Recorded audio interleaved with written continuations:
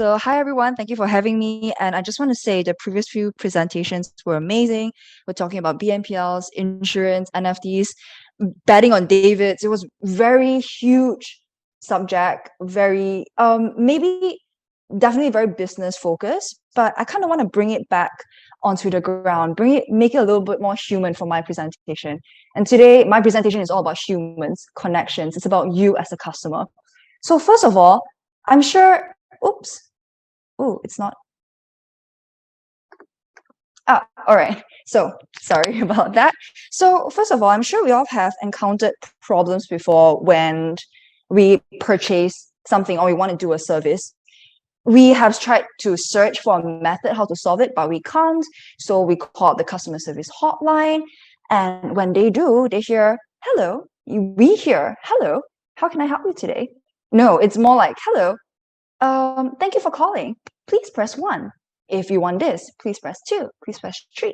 And I'm sure some of you all, like me, have experienced this when you went through all the menus of the different buttons or the different numbers, and you realize that none of that is what you need. And all you want to do is just talk to a human being who understands your problem and could solve it for you immediately. And it's really frustrating. But now, imagine this scenario.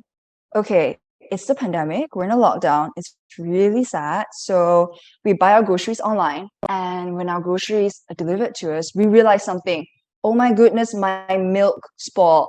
So you don't know how to kickstart the refund process and you want a refund. So now you find a customer hotline, you call the service, and instead, this is what you hear. Hello, how can I help you today? And you said, I would like a refund. And this voice says, sure, let me kickstart the refund process for you. Oh my goodness.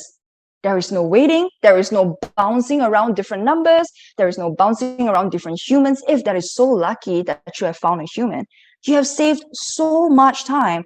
And as a cherry on top, your money is immediately processed to be refunded right after your call. Isn't that so amazing? And this is a real story. This is a story of Woolworths, also known as Woolies, Australia's leading supermarket with a market share of 37.4% and 67 billion Australian dollars in sales at the end of financial year 2021. But it wasn't always so rosy for Woolies.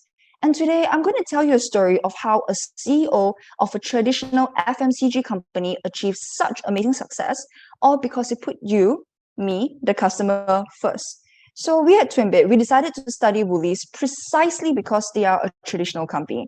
While traditional companies know the importance of customer experience, they're often lost on the organizational strategies and structures needed to truly be customer-centric.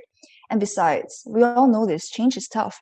Woolies, on the other hand, is successfully building a customer-centric strategy, and I would like to share some steps that they're taking to get here, and hopefully that could inspire you too. In 2015, Woolies was not doing amazing. The company's market cap was only 21.85 billion instead of today's 34.87 billion. Another way of saying they were not getting a lot of customers. Enter Brad Viducci, Woolies' current CEO. Brad understands the importance of making customers feel heard, feel understood, something Woolies did not do so well in the previous years. So how exactly did he put customers first and create that kind of refund experience that I just shared with you all? 1, he made customer satisfaction metrics a company priority. So in order to judge if Woolies, such a huge company, is doing good or not, they need to first see how satisfied you are as a customer. This score is so integral that Brad and his team look at it every single morning. How many business owners out there, how many CEOs take customer happiness so seriously? Not many, but let me tell you, Brad is one of them. And not just that, Brad also centers all important conversations within the company to be about the customers. And how exactly is he maintaining customer satisfaction scores, you may ask? And this is what he did. He told all his managers to spend less time in the head office, but more time walking the floors of the supermarket. When we do business, we often forget what it's like being on the receiving end, meaning what it's like to be customers. But once we do that, that's dangerous. That means we might lose sight of why we do this, and that is to add value into our customers' lives. So yes, Brad asked his team to walk the stores so they know exactly how customers are feeling, seeing, interacting with the space. And so managers get a first-hand experience if the supermarket is really making customers' lives better or not. Third, Brad set up a cross-functional team dedicated to customer experience, known as Woolies X.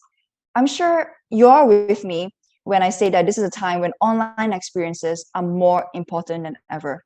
We are browsing, ordering, making lists online, but at the same time, we are also slowly starting to re-enter and spend more time in shops. So, Woolies X is a team that focuses on how to bridge experiences between online and offline. This team is a space for deep thinking in this fast moving consumer goods industry. So instead of just reacting to what customers want, which is a norm in most industries, they are proactively coming out and testing strategies that make CX better here. And from these three actions, they've come out with some actions that truly make customers feel valued. Apart from their no-fuss refund service, they've also created locker services, which I like to call essentially huge robotic fridge storing and dispensing groceries. It's a pandemic. We're all trying to social distance. I understand, but we still need our everyday necessities. Don't worry. Woolies got you. Now, you as a customer can order groceries using the Woolies app. Select a pickup time, get a special code for grocery pickup. All you have to do is drive up to your Woolies, outside of their parked outside their huge robot fridges, punch in that code, have your groceries dispensed to you fresh. Pick it up, go home. It's seamless and fast, but more importantly, it's safe. Another initiative, and also my favorite, is that they're reinventing the indoor grocery shopping experience. You walk in a supermarket, you take your things and go. But in Woolies now, you also get recipes, nutritional serving tips next to certain ingredients, giving you ideas on how to eat better, live better, the bread that you buy, the meat that you buy, who handles them? Have you ever wondered? Woolies put up posters of their head baker, butcher, other key members of staff, so us as customers get to know the important people who handles our food. They also list out where their ingredients are sourced, who are the farmers, which farm is it from, really showing that farm-to-table concept. And just like that, such a normal, even clinical supermarket experience just became more warm, more connected, and dare I say, more human. And you bet we are going to go back, or people are going to go back to that Woolies branch time and time again. Brad's laser focus on CX has earned the Woolies Group a net promoter score of 57%. This is amazing, as most supermarkets' net promoter scores are in the negatives. And just to recap, because of the laser focus on CX, they also have a market share of 37.4% and a market capitalization of 34.8 billion. So, takeaways from one business to another, what can we learn from our good guy, Brad? 1. Create connected experiences. Understand that just selling a great cost-saving product or service is no longer enough. It may work 10 years ago, but not now. It's all about creating connected experiences, showing that you care. Note that your customers are like you, like all of us humans.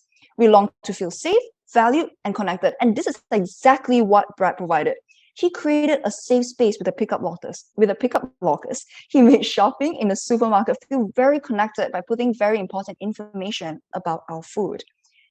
2, measure CX every day. We all know the importance of tracking CX scores, but are we tracking them in a way that makes sense, tracking it enough and taking it seriously? That's a whole other question. So Brad spends every morning looking at CX scores. He challenges his team to understand what is affecting it, how to make it better. And this is where the third point comes in, and in my opinion, also one of the most important. That is, in order to make those scores better, he's setting up a cross-functional team dedicated for CX. CX, it's a practice. You can't do it alone. You got to know, you can't just name someone in a company the head of CX and that person can just solve all problems. No, you need to understand CX is more than just looking at customer satisfaction at certain points, like the checkout or customer service. It needs to be viewed at holistically. That means you need to consider the whole journey, the moment your customers enter your website to the moment they walk out of your physical store. And to create that seamless journey, you need to first create an operating model that is dedicated to understanding how customers interact with you, and then you know how to make that better. Hopefully, when we apply all these 3 steps, we can get our refunds immediately without needing to hear endless elevator music. Thank you. And in order to learn, how to improve your in-store retailer experiences, check out our report, scan the QR code, and you get 6 steps.